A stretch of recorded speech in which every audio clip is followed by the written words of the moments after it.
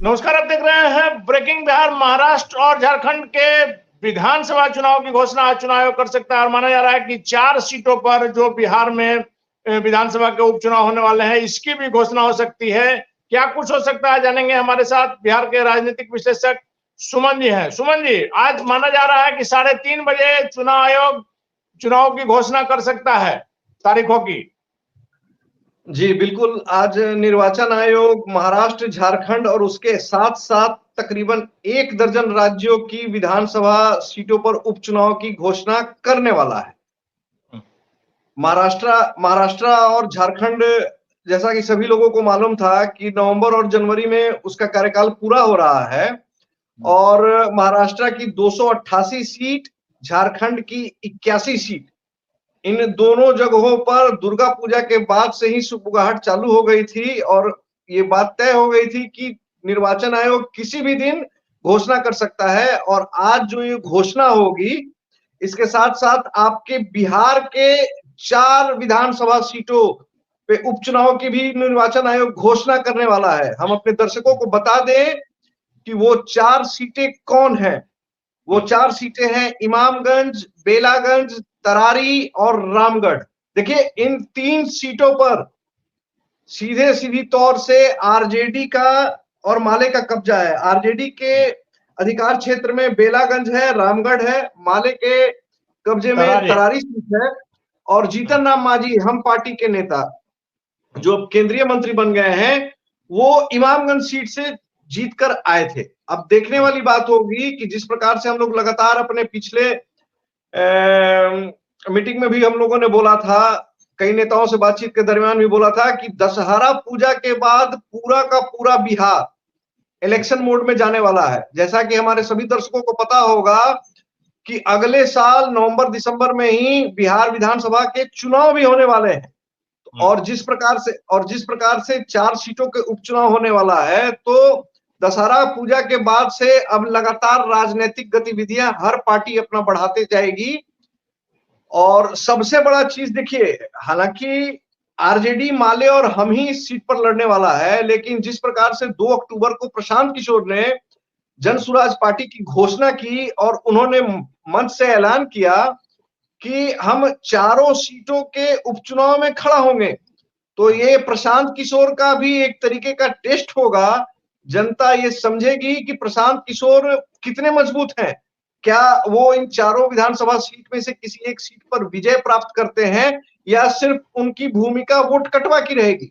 तो वोट कटवा की भी अगर भूमिका अगर उनकी रहती है, तो ये भी देखने का होगा कि वो किसका वोट पर असर डालते हैं। क्या वो एनडीए गठबंधन के वोटों को काटने का काम करते हैं या वो महागठबंधन आरजेडी, कांग्रेस और माले के गठबंधन के वोट को काटने का काम करते हैं। तो ये एक तरीके का सेमीफाइनल है। बिहार विधानसभा चुनाव 2025 के पहले ये 4 सीट तय करेगी कि प्रशांत किशोर बिहार में कितनी मजबूती से आगे बढ़ रहे हैं। क्या वो सिर्फ सोशल मीडिया पर आगे हैं या ग्राउंड पर भी हैं। जैसा कि मैंने पहले भी अपने कई बार हमने बोला है कि प्रशांत किशोर ने जितनी पद यात्राएं की हैं, जितना भी मूवमेंट बिहार में किया है, वो मगध और शाहाबाद के क्षेत्रों में उन्होंने कोई वैसा मूवमेंट नहीं किया है। ठीक है, उनके लोग वहां पर हैं, वहां पर उनके लोग हैं, वहां पर उन्होंने वहां अपने कमेटी का गठन किया है, लेकिन उनका ज्यादातर मूवमेंट आप देखेंगे तो इस इलाके में नहीं रहा है। तो इस इलाके में प्रशांत किशोर कितना प्रभावी रह पाएंगे। तेजस्वी यादव कल से जिस प्रकार से अपनी यात्रा पर निकले हैं, गिरिराज सिंह जिस प्रकार से अपनी यात्रा पर निकले हैं, तो इन सारे राजनेताओं की यात्रा वो बिहार में क्या गुल खिलाएगी, ये देखने का विषय होगा। लेकिन लोकसभा चुनाव के बाद यहाँ पहली बार चुनाव होने जा रहा है। आपने कहा कि 3 सीटों पर महागठबंधन का कब्जा है और एक सीट जो जीतन राम मांझी के जीतने के कारण से खाली हुई है। वैसे में तो महागठबंधन और एनडीए का भी शक्ति परीक्षण होगा कि जनता अब किस पर विश्वास जता रही है। और सबसे बड़ा जो बात है कि प्रशांत किशोर जो पूरे तामझाम के साथ जिस प्रकार से पटना के वेटनरी कॉलेज मैदान में 2 अक्टूबर को अपनी जो विचारधारा थी जन स्वराज को पार्टी का रूप दिया, वैसे में क्या कुछ कर पाते हैं प्रशांत किशोर भी। तो सीधे तौर पर कहा जाए तो तीनों गठबंधन, महागठबंधन, एनडीए और जन स्वराज का शक्ति परीक्षण भी है, चूंकि अगले साल ही बिहार विधानसभा के भी चुनाव होने वाले हैं। देखिए, सबसे बड़ी बात क्या है कि ये जो 4 विधानसभा उपचुनाव है, आप सीट पर ध्यान दीजिए। रामगढ़ सीट आरजेडी के सुधाकर सिंह, जो आरजेडी के प्रदेश अध्यक्ष के पुत्र भी हैं, वहां उपचुनाव होने वाला है, बड़ा नाम। उसके बाद में आप तरारी सीट पर बात करें कि बाहुबली सुनील पांडे, जिनकी आनन फानन में सवेरे 7 से 8 बजे भाजपा कार्यालय में उनको ज्वाइन कराया जाता है, उनके पुत्र के साथ लगातार चर्चा चल रही है कि सुनील पांडे के पुत्र को जो है तरारी विधानसभा सीट से चुनाव लड़ाया जाएगा। तो उसके अलावा आप जाते हैं बेलागंज, बाहुबली सुरेंद्र यादव, लगातार कई बार से वो वहां चुनाव जीतते आ रहे हैं और उनके पुत्र की भी चर्चा हो रही है कि उनके पुत्र को आरजेडी वहां से बेलागंज से सीट पर चुनाव लड़ाएगी। तो ये 3 सीट जो है, ये 3 काफी बड़ी सीट है। इसके अलावा आप इमामगंज की बात करते हैं तो पूर्व मुख्यमंत्री जीतन राम मांझी की सीट है, वहां भी चर्चा चल रही है कि शायद उनके ही परिवार के किसी सदस्य को जो है इमामगंज सीट से लड़ाया जाए। तो कहने का मतलब यह है कि ये चारों सीटें काफी बड़ी सीट है। जिस प्रकार से तरारी में माले के सुदामा प्रसाद आरा से सांसद बनकर चले गए, जीतन राम मांझी गया से सांसद बनकर चले गए, और जितने बड़े बड़े नाम हैं अलग अलग पार्टियों के, तो एनडीए में भी खलबली है, आरजेडी में भी खलबली है। हालांकि दोनों गठबंधन लगातार कह रहा है कि हम ये चुनाव आसानी से जीतेंगे, लेकिन माइक पर कैमरे के सामने आकर बोलना कि हम आसानी से जीतेंगे और उस सीट को निकाल लेना, ये दोनों गठबंधन के लिए बहुत ही मुश्किल रहेगा। और मैं देख रहा हूं कि एनडीए गठबंधन को इसमें ज्यादा मुसीबत का सामना करना पड़ेगा, उसे ज्यादा परिश्रम करना पड़ेगा, क्योंकि सरकार आपकी है, आपके विरोध में जनता है। स्मार्ट मीटर, आपको याद होगा प्रशांत किशोर ने 3S की चर्चा की थी।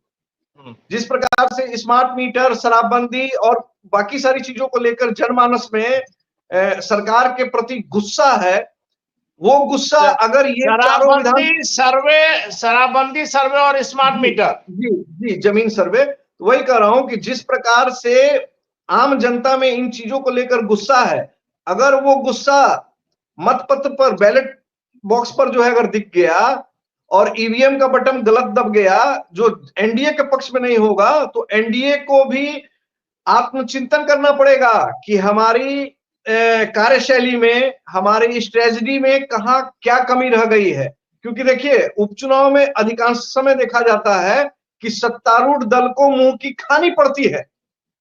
ये एक परिपाटी चली आ रही है, हमेशा ऐसा हो ये पक्का नहीं कहा जा सकता है, लेकिन जिस प्रकार से आप देख रहे हैं कि 3 सीटों पर महागठबंधन है, 1 सीट पर है, तो ये लड़ाई बहुत ही दिलचस्प होने वाली है। और मुझे जहां तक लगता है कि निर्वाचन आयोग 1 से 1.5 महीने का वक्त देगा, और इस 1-1.5 महीने में ही अब सारी राजनीति का केंद्र, बिहार की राजनीति का केंद्र, ये चारों विधानसभा उपचुनाव की सीटें ही बनकर रह जाएंगी। जी चलिए, एक आखिरी सवाल है, क्या आपको लगता है कि प्रशांत किशोर, जो राजद के बेस, जो उनका जो राजद का जो वोट बैंक है, यादव और मुस्लिम, कहा जा रहा है कि लगातार जो है मुस्लिम वोट में सेंध लगा रहे हैं प्रशांत किशोर, तो यह जो चारों सीटों पर जो उपचुनाव होने वाले हैं, इसमें यह भी पता चल जाएगा कि मुस्लिम वोट आरजेडी के साथ पूरी तरह से बना हुआ है या उसमें बिखरा हो रहा है?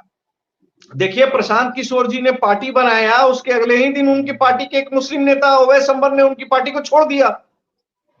सवाल ये है कि काफी गंभीर आरोप लगा करके छोड़ा, काफी गंभीर आरोप लगाकर छोड़ा। तो मैं वही चीजों को कह रहा हूं कि अभी आपकी पार्टी बनी है, आप पर तानाशाही का आरोप लगाया जा रहा है, आपको कहा जा रहा है कि आप अफसरों के इर्द गिर्द में हैं, आप पर यह भी कहा जा रहा है कि अभी आपके एक विधायक और एमपी नहीं है, लेकिन आपके तेवर मुख्यमंत्री से कम नहीं है। तो देखिए, प्रशांत किशोर पर भी आरोपों की लंबी फेहरिस्त है। तो हमारा बस यही कहना है कि प्रशांत किशोर इस उपचुनाव में क्या करेंगे। देखिए, भोजपुरी में एक कहावत है, न खेलब न खेले देव, हम तक खेलिए बिगाड़ा। तो कहीं प्रशांत किशोर वो भूमिका भी तो अदा नहीं कर सकते हैं, ये भी देखने का बात होगा। कहीं कहीं वो नहीं भी जीते। देखिए, मेरा जो अनुमान है, मैंने जो बिहार की राजनीति को नजदीक से देखा है, मैं देख रहा हूं कि प्रशांत किशोर इस उपचुनाव में खेल बिगाड़ने वाली भूमिका में ही रहेंगे। विजय इतनी आसानी से उनको नहीं मिलने वाला है इन चारों विधानसभा उपचुनाव में। अभी उनको संगठन बनाया है उन्होंने, अभी बहुत काम करना है उनके पास में। मैं उनके विरोध में कोई बात नहीं कर रहा हूं, मैं सीधा सीधी ये बात कर रहा हूं कि अभी मैं उनको जीतते हुए नहीं देख पा रहा हूं।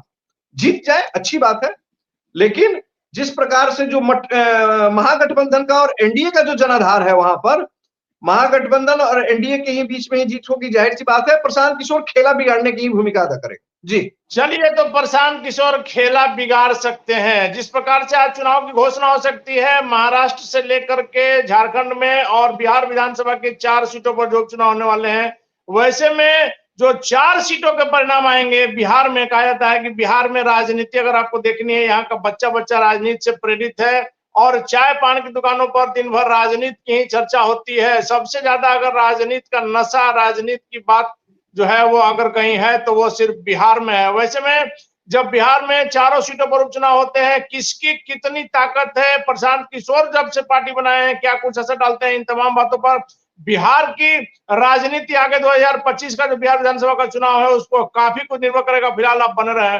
ब्रेकिंग के साथ।